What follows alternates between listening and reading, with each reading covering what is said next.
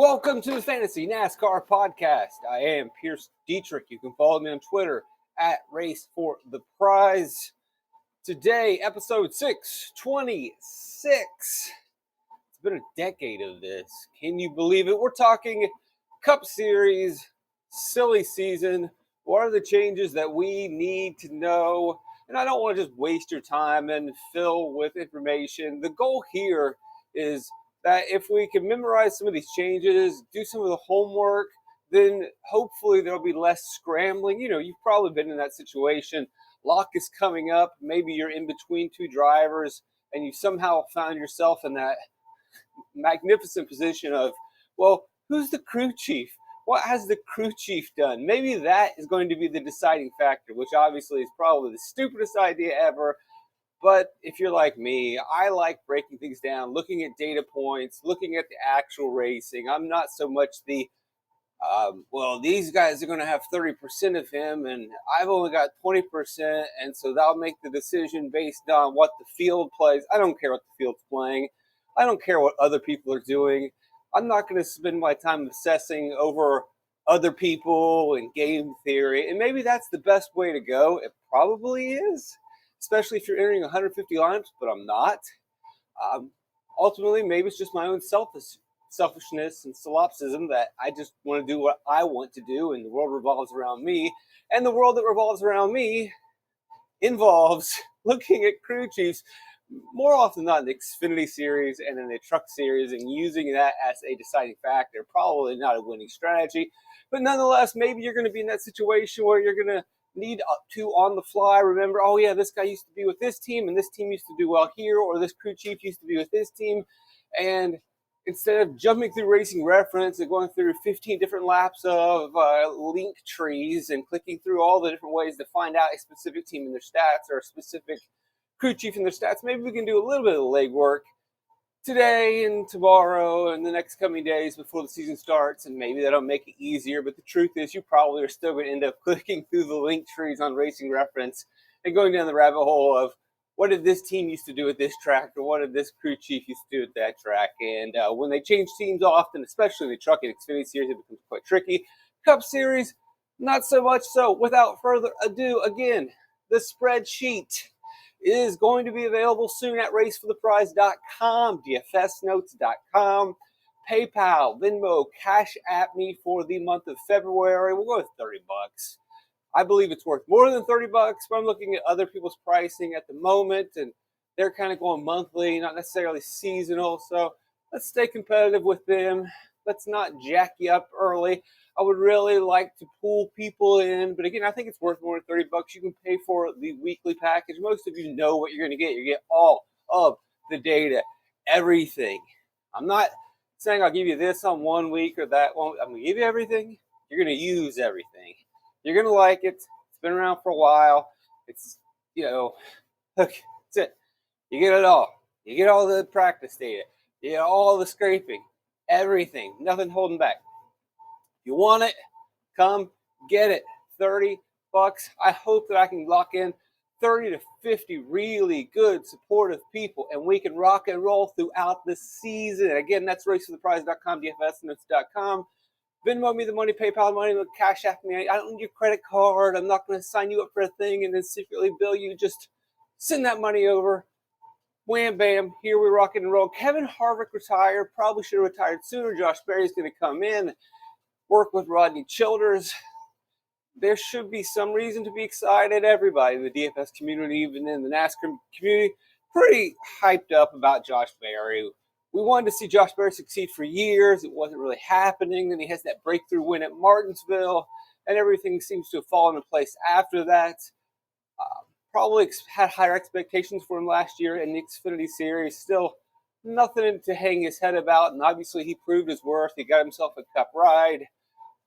Rodney Childers, just like Kevin Harvick, though, maybe Childers' best days are behind him. We don't often talk a lot about this for crew chiefs, but it is a thing. There is fall off for crew chiefs as well. We have seen some crew chiefs who are unbeatable, and then just things happen, teams change. Obviously, the science changes, the cars change. They have to make sure that they keep their fingers on the pulse. Meanwhile, new whiz kids are graduating out of college every day with better ideas. There's better engineers working their way up, just like with drivers. We don't talk about that very often, but you can see it. If it weren't the case, then star crew chiefs would just win year after year after year, and we would never have any change. We would never have any turnover, but we do. And if we see it with Kevin Harvick, we see it with Dale Earnhardt Jr., we see it with Jeff Gordon, Jimmy Johnson, you name the star that's no longer a star, the same thing happens with crew chiefs. And a lot of it is a symbiotic relationship between a hot driver and a hot crew chief. I think Todd Gordon was probably one of the few crew chiefs that I can remember who walked away on top. Nothing else to jump in my head. Obviously, this is something I would want to look deeper into, do more research on, but I don't know. And adding to that, and this is probably getting way too deep in the weeds, but I haven't been very impressed by Josh Berry's KHI runs in late model races that he's done in the off season, working slightly with Rodney Childers. Not that you're just going to throw together a late model team and walk into, I know we say, oh, it's a lower series. It's not really a lower series. I mean, it's a lower series in scale, your late models, sure, and in funding, but the drivers that have been in the late models have been driving those specific cars and working on those cars for years. And you're just going to show up one day and say, oh, yeah, well, we're Cup guys. We're going to beat you. It doesn't work out that way. It doesn't work that way. So when Josh Berry's not down there dominating and beating your Bubba Pollards, I probably, shouldn't hold that against him too much. But for whatever reason, I am in the back of my mind, which is stupid and it's silly.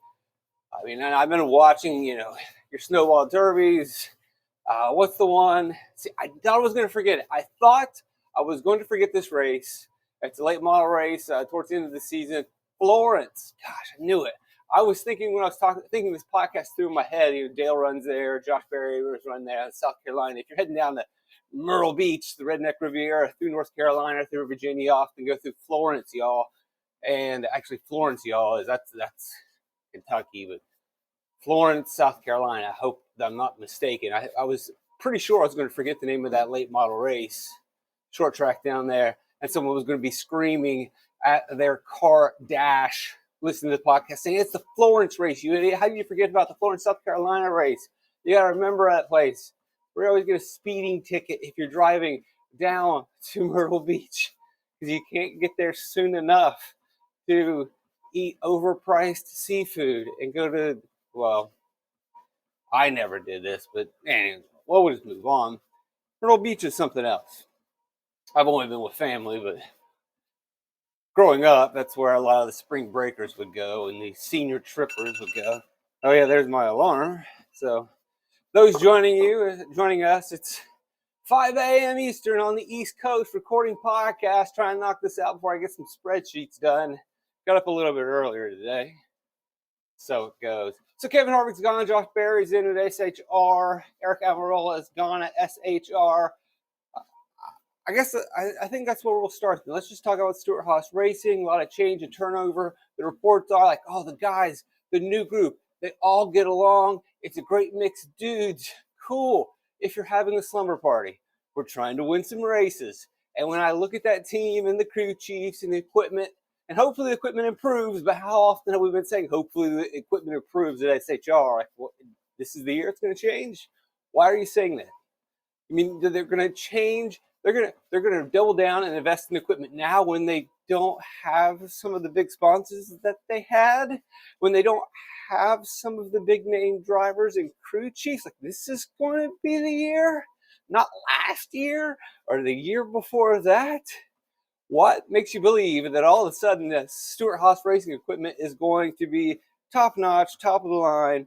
Everything is working out. Nothing really tells me that. Again, so yeah, I'm glad that the dudes are all getting along, and they've got their their fort built in the backyard, or they got the clubhouse up in the tree, and they got a fart can. It's like an old Folgers tin cup. They just fart into it, and they open it up and smell like 3-day-old farts. Cool. Awesome job, guys. If you want to go film Stand By Me Too, great, but let's try to win some races. And I don't have any faith in Ryan Preece. Sorry. Do you have any faith that Ryan Preece is going to win races? Nah, not really. Noah Gragson, he's just going to walk into this team and all of a sudden be great. So, oh, well, he reminds a lot of people of Clint Boyer. Well, that's cool, but Clint Boyer don't win many races for us each year. I mean, like, everyone loves Clint Boyer. He's very entertaining, a good hard driver, but he won a range-shortened race at Michigan. Congrats. And he did have a very solid win at Martinsville. All right. And other than that, did he live up to his early RCR career expectations? Did he even live up to his almost championship win at MWR? The answer is no. We love Clint Boyer, but them comparing Gragson to Boyer, like, that's really not much of a compliment. So who else do we have at Stewart-Haas Racing? So we got Gragson coming in. We got Ryan Preece. Geez, why am I blanking off the top of my head? This is the way that it goes when you are doing these things. Well, we can just simply run it down here. It's on the screen, isn't it? Oh yeah, Josh Berry, as we already mentioned. And then this is embarrassing that I have forgotten, but this just gives you there's Gregson. How low this thing out. Yes, Chase Briscoe. So of note with Chase Briscoe, he's rejoining Richard Boswell. Richard Boswell was his Xfinity Series crew chief when they were just rocking and rolling and winning race after race after race. And this change happened in the middle of last year. I think the more interesting thing, so you think, oh, Richard Boswell and Chase Briscoe, it's going to be back to winning and everything's going to be great. But again, it's not really an easy transition for Boswell to pretty much always work on Xfinity cars, and in the middle of the season going to jump up to the Cup Series and then have the expectation that not only is this team going to improve, but they're going to improve against some of the best cars and best competition. And they didn't necessarily have the best car or best competition. And I'll go ahead and throw on Briscoe's results. So, well, actually, sure, we'll just do it right here. We'll do it right here. Chase Briscoe, Racing Reference, pop him up. And we'll just look at some of his series results. Again, we're talking Stewart-Haas Racing here, start the podcast, and we're going at a snail's pace. We're not going to make it through, are we? Anyway, 2021, he has Johnny Klausmeyer. What is it? Early in the season. Probably don't really want to care about 2021. We probably want to look at 2022, next-gen car. Obviously, he gets that win at Phoenix. And he seems to excel in the next-gen car a little bit earlier than other drivers, but in the end, just one win, 10 top 10s in 2022. We have a better, just because that win was a pretty good win, a very strong win at Phoenix. It was out of the blue, surprised a lot of people, led 101 laps, really leaned on that for a lot of the season, and really kind of obscured how not so good he was. Because he always had that one win in his pocket. He finished well down the end stretch, but the schedule can be kind of wonky there. And again, just looking at finishing results doesn't tell you the whole picture. Let's go back and look at 2023. Again, Boswell is now the crew chief. The last season, he will start at this. Did Klausmeyer start out with him again? I don't think he did. He did. So Klausmeyer is his crew chief. Bugaravich comes in, not much happening there. Then they're going to close out with Boswell. What I want to see is how do these results look like with Boswell. Not so good, Bob. Not so good. So, and that's expected. Maybe they'll improve this season. It's hard to tell. But the real interesting thing is that Boswell was with Riley Herbst in the Xfinity Series, and they didn't do so great. And then Boswell leaves Riley Herbst, and Herbst closed the season out in 2023 with the best runs of his life, of his career. You probably remember, remember how good Riley Herbst was at the end of the season? That was when Richard Boswell, supposedly, the guy that worked with Briscoe, when he left. But again, one of the things that you want to note about when Richard Boswell and Chase Briscoe had that magnificent run, as always, the competition in the Xfinity Series, pretty soft, pretty watered down. B, it was that COVID era, no practice, so if you had equipment and you nailed the setup, huge advantage.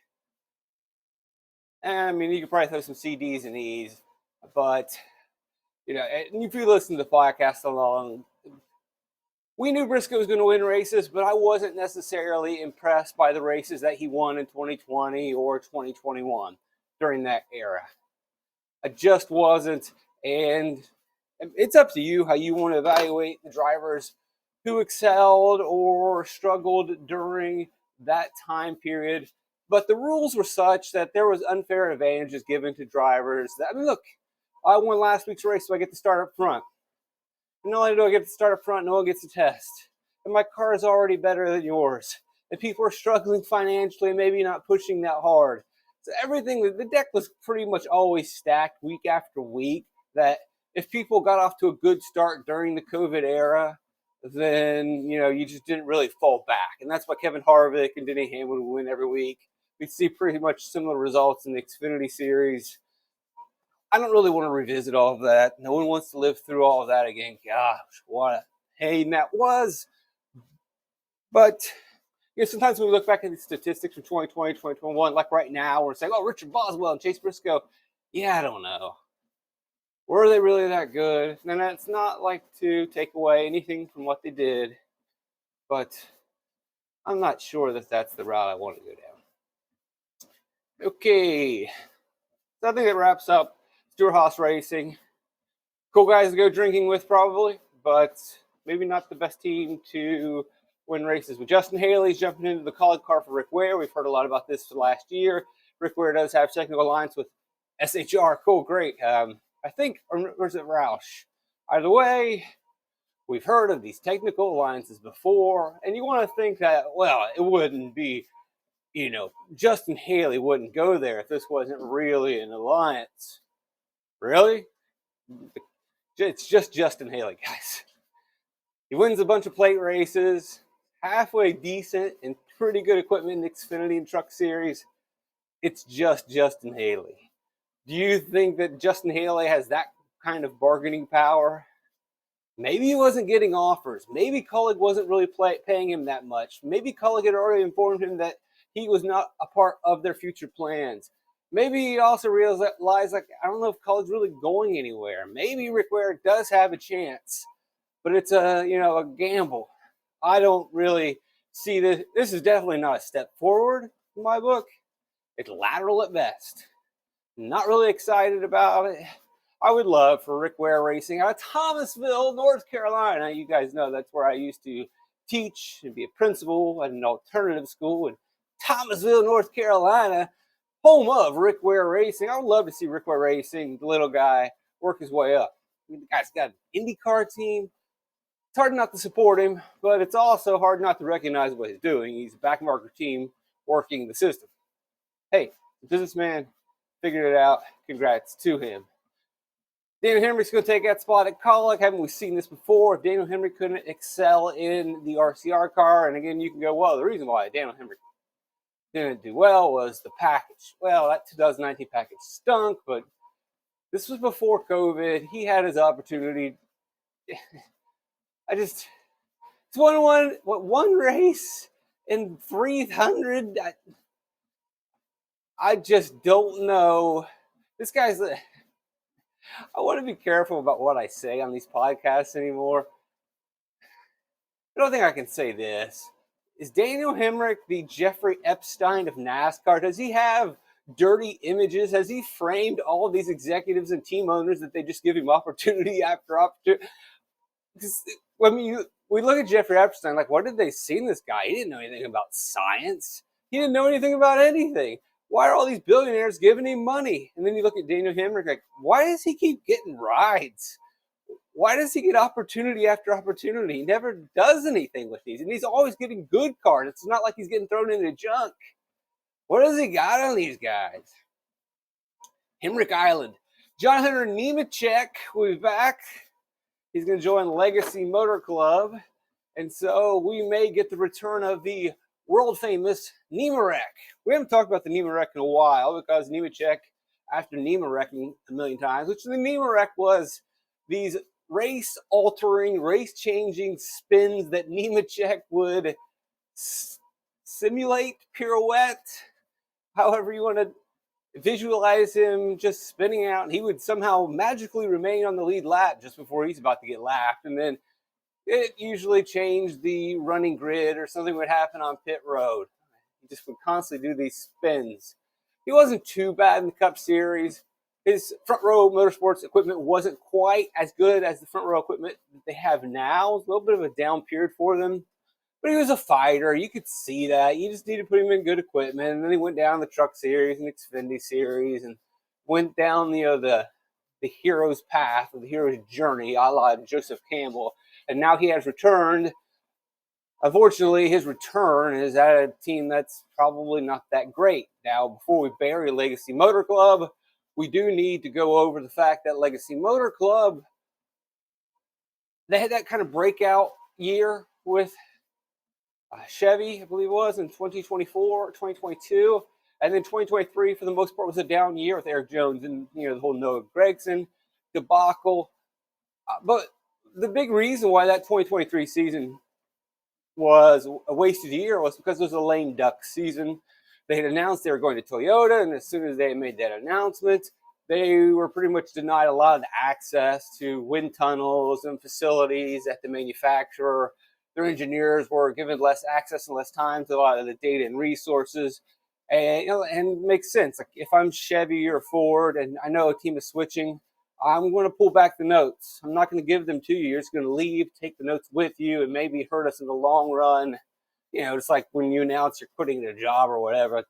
They're going to stop, especially if you're going to transition to another competitive practice that might be competing against you. Either way, I don't blame the manufacturer. And we don't want to necessarily give Legacy Motor Club a complete free pass, but there was reason why it was just a lost season. And now you go into this year, and you got new driver, new crew chief, new car. It's going to be probably another year of growing pains. I mean, that's a challenge for big teams to make. It is absolutely a challenge for big teams to make this transition. Now you're going to have to see a smaller team. I would not expect John Hunter Nemechek to be firing out of the gates. But it completely write them off, because at the beginning of the season, we do have a lot of plate races and we're all over the place. Throwing some cautions at the intermediate track. What did it say? You can't play John Hunter Nemechek early, especially with the plate races. And then if we just have one intermediate track race, and then even when we go to Phoenix, it's a new body, it's a new model. It's going to be pretty unique for everyone.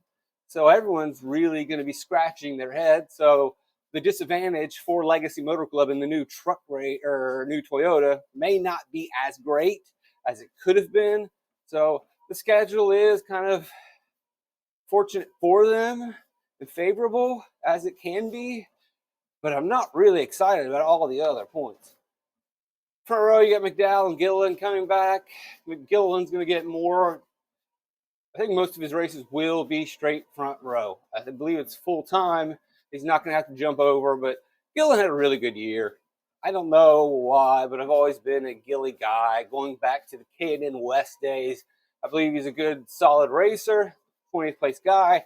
Michael McDowell had one of the best seasons of his career, took a step forward. I don't think there's much more meat on the bone, as they say in the DFS community. I don't think he can go much higher. I could be surprised, but he's running as well as he could, and the team is putting seemingly the best cars together they can. Allmendinger, see you later. No idea why I ever took that step up. Should have just stayed in the Xfinity Series. Everybody always wants, not everybody, a lot of people always want to take that step up when they're doing well. You look like a guy like Ben Rhodes. He knows his role, and he wins championships without winning races. Isn't that pretty funny? Like, people up in arms, Matt Kenseth won a championship, didn't win a race. We got to change the playoffs. The media loses their mind. Ben Rhodes wins the championship. Did he win a race last year? Did you even hear about that? Where was the media conversation about that? Stay here. But Ben Rhodes knows his role. It's like, I'll just stay here.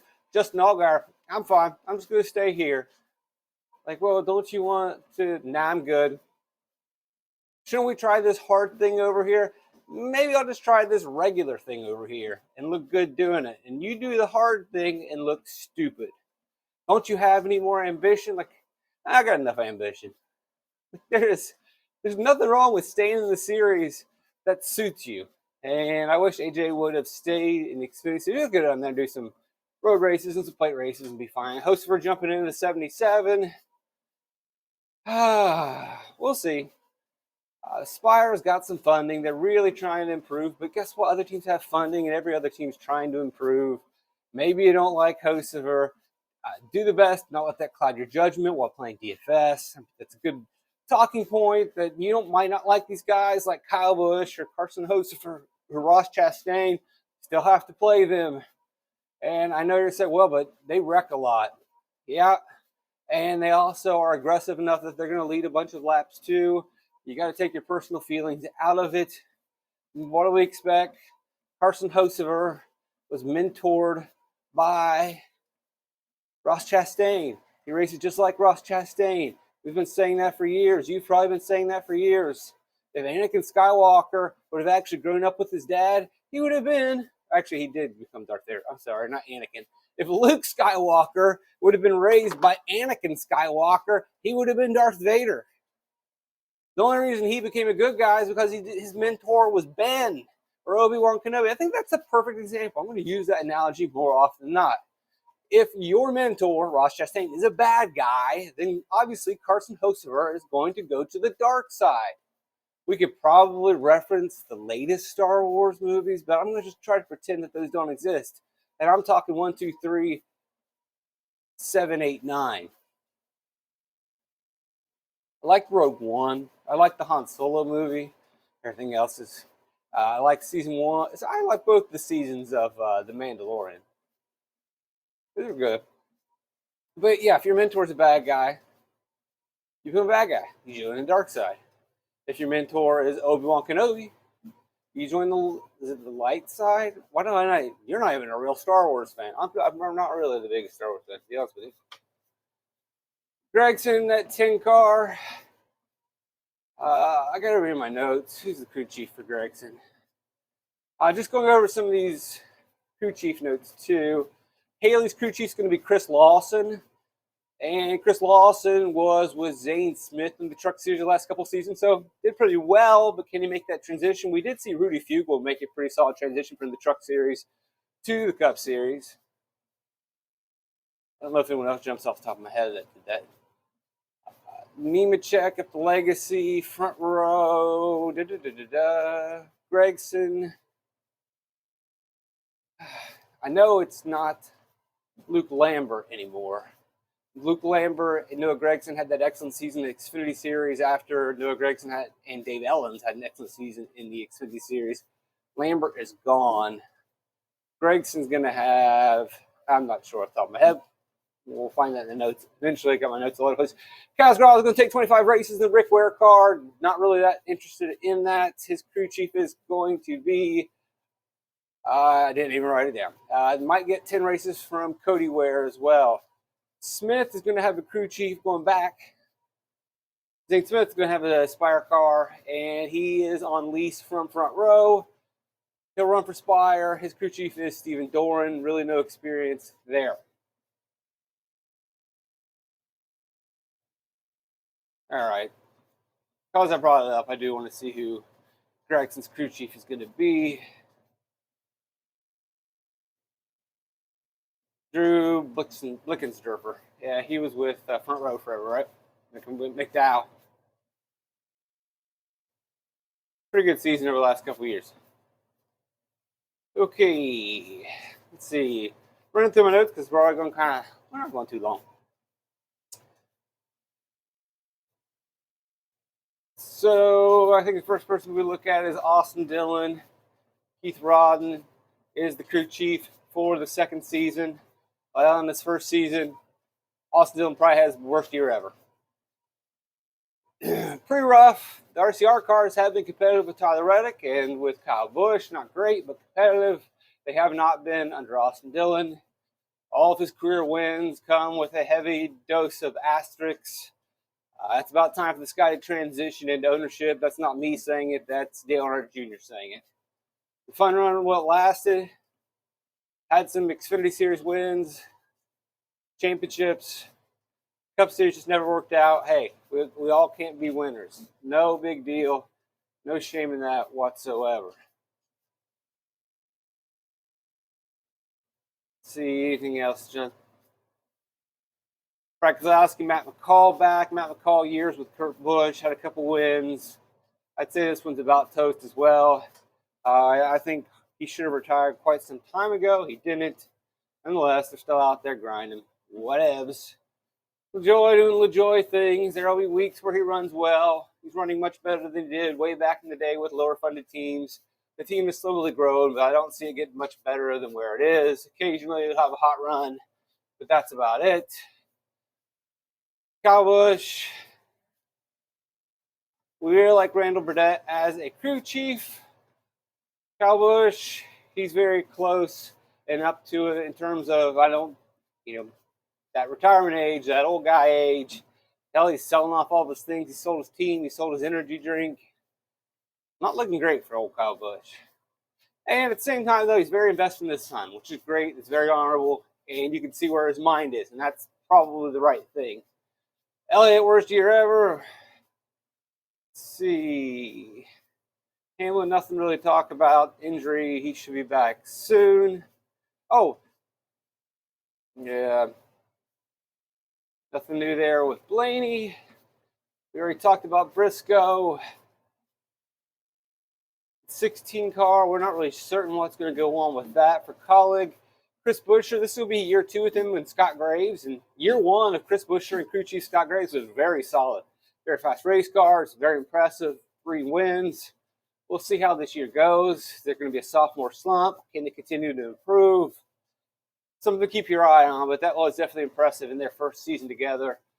Small and Truex, we all know that routine. Stevens and Bell, nothing new there.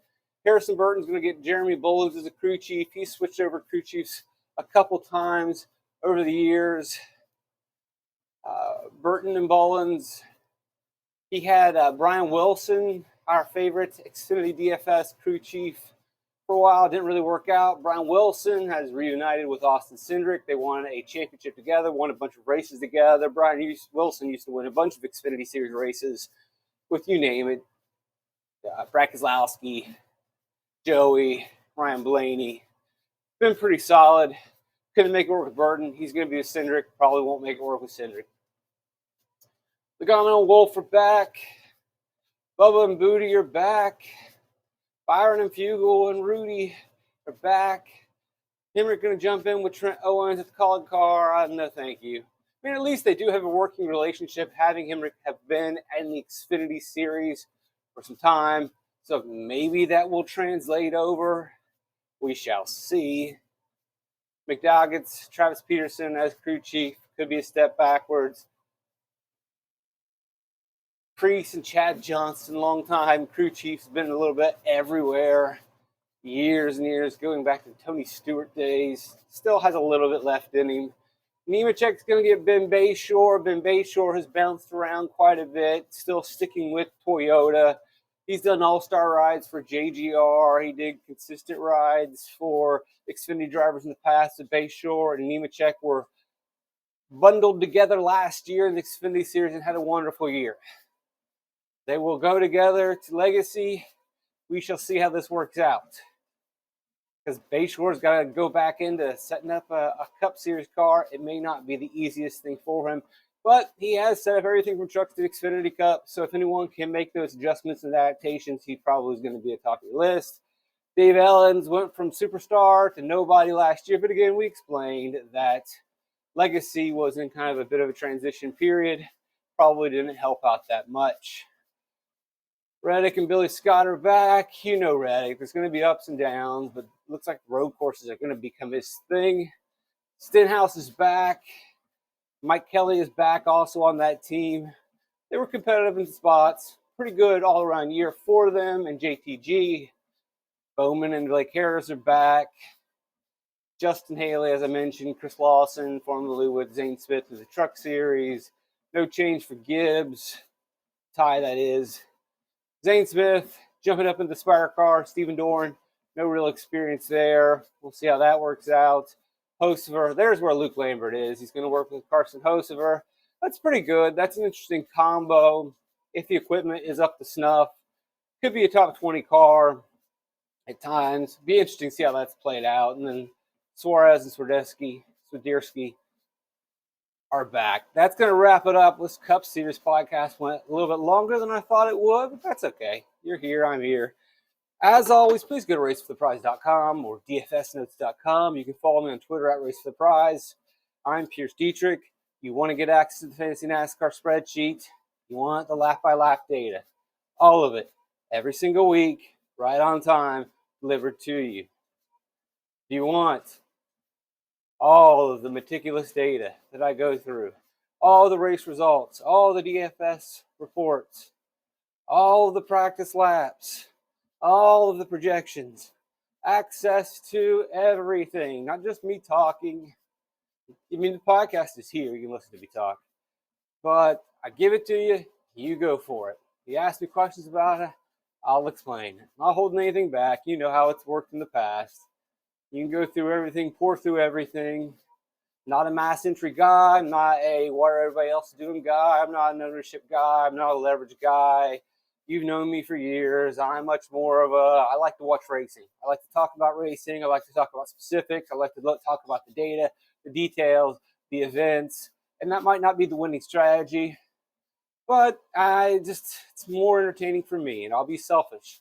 That's what I like to do. That's what I love about racing. I don't necessarily love DFS. I don't necessarily love game theory. There's other DFS shows out there. There's game theory shows out there you can watch where, at 6 o'clock every day, they say, well, they're going to have 30% of the field. I'm going to be underweight at 24%. Okay. And in the end of the day, they like every driver. Okay. That's fine if that's for you. That's absolutely okay. And those shows get 3,000 people to watch them. That's cool.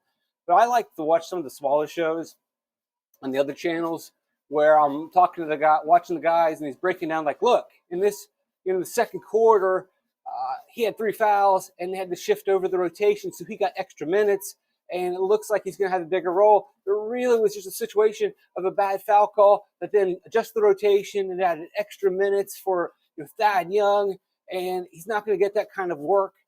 I love watching and listening to the guys that are watching the games, breaking down the games, analyzing the games. And I try to do my best of that in this podcast, as opposed to DFS game theory of, well, I ran a calculator, and the calculator said the field's going to have 40% of him. I don't know why they're going to have 40%, just because that's what the calculator and the projection said. So I don't like that. So I'm going to have 20%. And that's just where I'm going to, I don't necessarily like that. But I know that everyone else does. And I know that that's the winning strategy. And we need that. We need people to do that. No, I don't know if we need to, but maybe people want that to happen. But that's not the way this podcast rolls. This podcast rolls deep in the weeds, talking about what I think, what I feel. I just, when I look at this podcast and I look at podcasts in general, and what I like are, imagine you're with your friends, group of buddies, and you're talking about daily fantasy. Okay, you're sitting at a table, maybe you're playing cards, whatever you're doing. Keep that to yourself. And you're talking daily fantasy sports. Is that conversation about ownership? Is that conversation about game theory? Is that conversation about what is everybody else doing on this slate?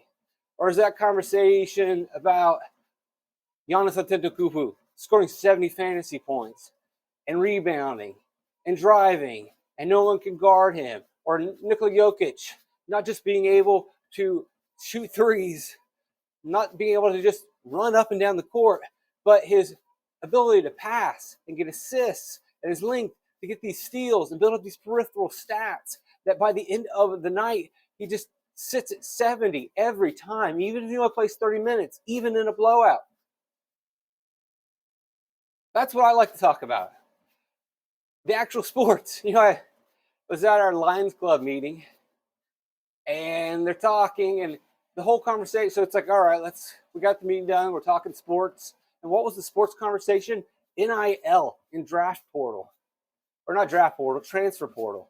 And it's just back and forth of this guy's coming from here, they're going to go there, and all this, like, wheeling and dealing. And, like, that's cool for playing franchise mode in Madden. And I love franchise mode in Madden. Love dynasty modes. I love those in college, playing the video games. But, like, when I'm hanging out with my bros, let's talk about actual sports. Guys putting the basketball in the hoop. A ball being pitched and a ball being hit over a fence, and how fast it traveled, and how a guy almost caught it. And amazing athletic plays. And I told him, like, and I said this to him, guys, what are we doing? We're talking about trade players transferring. We're not even talking about Ohio State anymore. We're not talking about this quarterback that you all hate and what he specifically did wrong or did right, and why it went wrong or why it went right, and what specific plays worked or what. It's over. Are we going to talk about why he didn't get the ball at Harrison Jr. enough? And why that possibly could have been? Was it pass protection? Was it a conservative game approach? Was Harrison not really putting it in there? Was it not the game plan? Was it a lot situational? Was it decision making? No, we're talking about transfer portal. We're talking about 5-star recruits. So my podcast is we're talking about the game.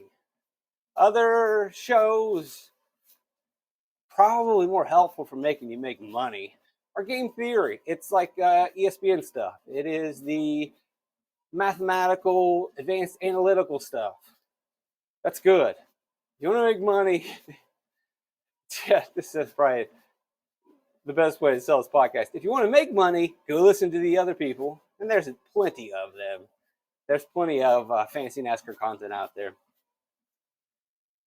And I'll recommend any of them if you want to know, like, hey, who do you recommend I listen to? Well, the first thing, just listen to all of them. Everybody's fine. But if you want to make money, listen to the other guys. If you want to give me money, listen to me. That's probably my new slogan. You want to make money, go with the other guys. You want to give me money, come with me. That should wrap it up. Hopefully I didn't offend anyone or say anything inappropriate here on the Fantasy NASCAR podcast. It happens from time to time. We'll be back with an Xfinity Series Potter soon in a moment.